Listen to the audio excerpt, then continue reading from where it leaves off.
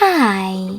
In front of me is CUBOT King Kong 7, and today I would like to show you how you can add emergency contacts.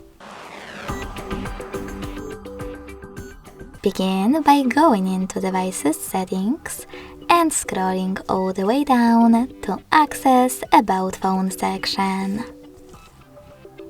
Now tap on Emergency Information and select Add Contact under Emergency Contacts. Finally, tap on the one that you wish to add and do exactly the same to all the other ones you need.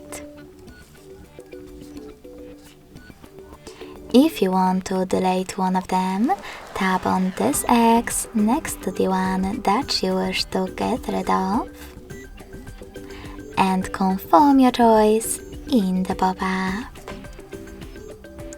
Thanks so much for watching. If you enjoyed this video, don't forget to leave a like, comment and subscribe. Bye!